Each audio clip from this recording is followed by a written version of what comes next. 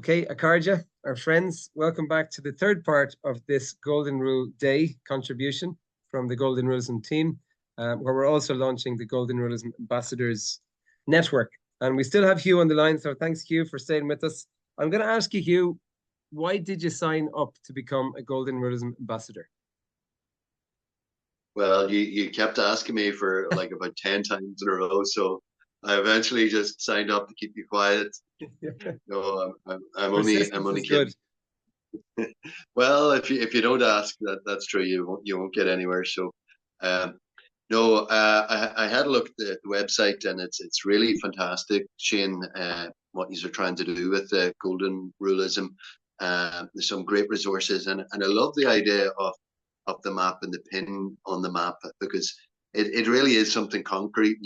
Sometimes when you read something, it can be kind of up here, just in the head, but when you actually see something really practical, you see actual real people pinning their location to the map.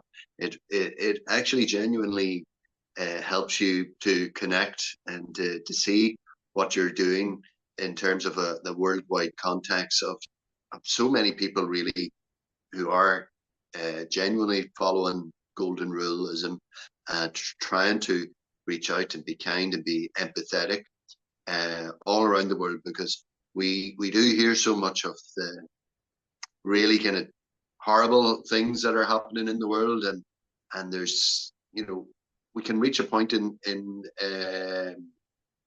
despair if we listen to that philosophy all the time. And I think maybe sometimes the powers that be want us to reach that point of despair. So it's really important to work against that, and to work with kindness, and to work with empathy, and to show kindness and to show empathy to the people around us, and in a just way, and to animals, and to nature as well, and to spread that message in the face of so much difficulties in the world. Yeah, thank you, Hugh. And you mentioned there are people who may feel alone and people who might feel in that sense of despair. There is one such people right now who may feel that sense of being isolated, left alone, while their people are being massacred on a daily basis. I mean, rather than going into the overall context and the political side of things right now, recognizing that we're speaking at a time when there's a genocide happening, but we also have a face of that genocide. And myself and yourself have been connected for more than 2 decades now with a group of people, a group of inspirational people that we met at a peace center back 21 years ago. And Sanabel was one of the leaders of the Palestinian group. We had people, young people from all over the world, from different conflict zones, with their stories, with their perspectives, but with their human connection as well. And so we've stayed in touch. And I'm going to invite Hugh now to do what I would have been asking Sanabel to do in person, is to share some of her words in the form of her poetry. She has the book which will get launched as well in the next week or so, which is around young kids themselves not having despair, not having this sense of isolation, but at the same time, that's what her children are feeling. That's what she's feeling as well. So our empathy and our thoughts and our compassion do go to Sanabel and the people and all people who are living under oppression right now. The journey has been a very powerful and strong one as a friend to people who are suffering right now. So what can we do? Compassion, empathy, kindness might give us some solace. They might be the motivation, but there's still big questions out there to, putting your pin on the map is one thing, but what else can we do? Thinking about the golden rule as a guide and golden ruleism, and just expressing, using our motivations to come up with actions to challenge injustice and work towards justice. But Hugh, if you wouldn't mind reciting one of the poems, and I know she has many, but this is one that's connected with you as well. Yeah, as you say, Sanabel is a wonderful writer and a wonderful poet, and she has a great ability uh, to capture the essence of a scene, and what that means for the people connected to that particular scene. So the scene of this particular poem is the aftermath of a bombing, where she sees the image of a baby's bottle that has just been left behind and strewn amongst the rubble. So it's called In Chilling Echoes They Preach Not to Weep. In chilling echoes they preach not to weep. But what of innocence in chaos we keep? A child's grasp shattered, despair in the air. Under ruins, a soul stripped, laid bare. In war's cruel dance, they spout spilt milk's refrain. Yet each life lost mocks a cruel, heartless game.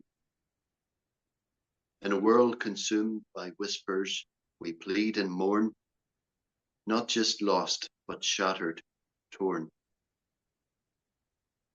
Tales of spilt coffee once brought delight, but this last sip bitter in fading twilight.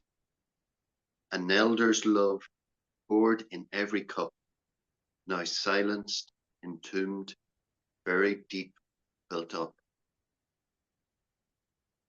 The world turns a deaf ear to our cries.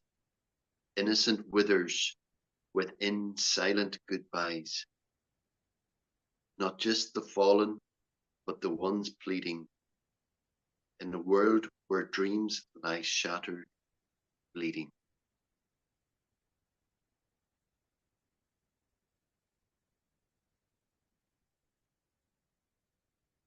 All right, Mila Mai go to you. Thank you. Sanabal, a powerful voice in need of powerful voices, and certainly there was resonance in the words that you were reading there for me, Hugh, when she talks about the ears that have deafened upon sighs, and thinking about songs that were written not so far from you, where you grew up in County Down. You know, the Tommy Sands song, "An eye for an eye is all that fills their mind. Another eye for another eye until everyone was blind." There's resonance from a place that suffered conflict in the past and still has the recipes there today. And I know you've been working for many decades on that. But to all people, but right now, particularly the Palestinian people who are suffering the wrath of deaf ears, but also the wrath of oppression, of governments that continue to fund weapons to be sent to oppress the people of Palestine, to the people within Palestine to feel that hopelessness, helplessness, and voicelessness, to make them feel that there are people who are listening, there are people who are acting, and there are people who have a huge amount of kindness and empathy and compassion and a will and a desire to end the oppression. And by ending the oppression in Palestine and by working on ways to seek justice for the Palestinian people, I think we can end oppression in many other parts of the world as well. So thank you so much for reading that powerful poem out. And yeah, we don't just want words. We know that we need more. So please, we invite you to come together on Golden Rule Day and every other day after Golden Rule Day, the 364 days as well that are to come, to connect with communities, with neighbors, with others who are seeking the same thing as we are. And we want you to know that there's spaces like the hub that Hugh talked about in his hometown of Krishna, bringing people together for connection, for healing, for that sense of shared community and love as well. There's international spaces, and the Charter for Compassion and GoldenRuleism want to be able to act as one of those spaces as well to keep that going. So Gurav Mila Mai got Hugh Akarja. Any last words before we finish this conversation, Hugh, as well? I'm always looking for the last word, but I'd like to give it to you on Golden Rule Day.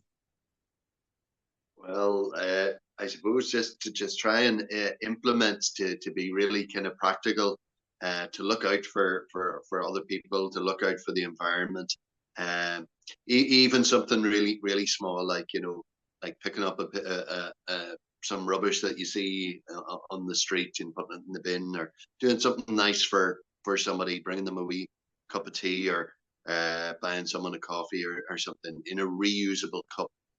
Right, someone a coffee in a reusable cup. Beautiful. I love that. It's the simplicity of that, and it's the elegant simplicity of that. You can do that, and you benefit, the receiver benefits, and anybody who's watching that act will also benefit as well. And on a physiological and on a cellular level, But it's something practical you could probably listen to this conversation and do today or over the next few days. So thanks a million, Hugh. I look forward to connecting with you again very, very soon. And anybody listening in, happy Golden Rule Day, happy GoldenRuleism Day, and hopefully we can be in touch again soon enough. Slán go fóill. Slán. Thanks, Hugh.